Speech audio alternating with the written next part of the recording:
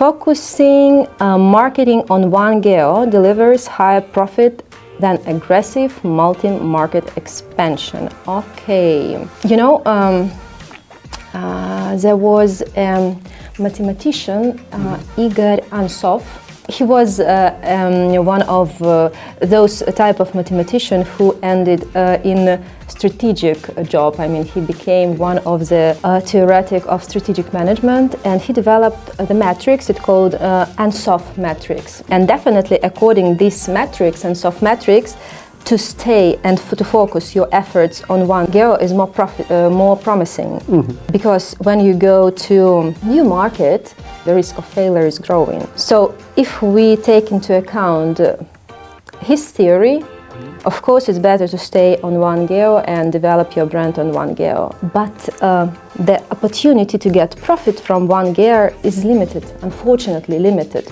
Yeah. So if you want to develop your brand, if you want to expand, if you want to grow as a company, as a business, of course you have to evaluate risk and move forward and go to other countries, other GEOs, and to expand your brand. And I think this is the only right answer right now, but of course before you have to evaluate your risks. Yeah, I mean, so looking at it from an industry context, it's an interesting question because it feels like there's a bit of a kind of, what would I call it, maybe a bit of a kind of shifting of the top tier. There's a few operators that are really emerging as challenger brands. Looking at these companies, what it feels like they've done particularly well at is they started out a single market operator. And that was generally, it could have been Greece, it could have been Romania, these kind of markets. And they built up leading unassailable positions, and then they expanded internationally. And that's really, that home turf created the springboard that allowed them to become brands that, you know, that me and my team look at as these are potential next top tier companies, you know. And so I think it's actually quite, it's almost, how would I phrase it?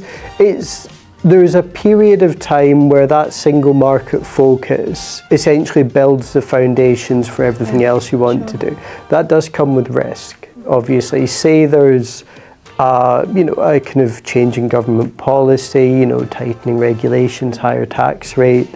If you're over-indexed in that market, it might, you know, your legs might be kicked out from under you, you know, if you don't have the kind of profits in that home turf to then fund the expansion overseas. But the challenge is to avoid overextending, because I think what we've seen in the industry in recent years is some brands trying to be too aggressive or trying to maybe be a bit too speculative in the moves that they've made. And when things become trickier for operators, I mean, I think we can all agree that one of the major trends of next year is how, you know, these kind of onshore businesses are going to essentially have to do more with less.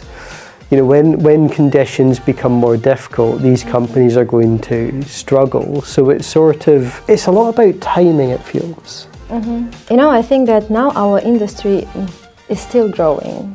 And a few years ago, the pace of growth was even higher than now. So now we are getting slower and slower and slower. And I also think that was the factor that made some of the companies to expand more aggressive, because their expectations were high, and probably their strategy and risk assessment was not that proper, and this can lead to some loss, for example, in future because of some changes that are happening. So I understand your point, but I'm absolutely agree with the thing that you said, that of course to start to expand, you need to build a foundation.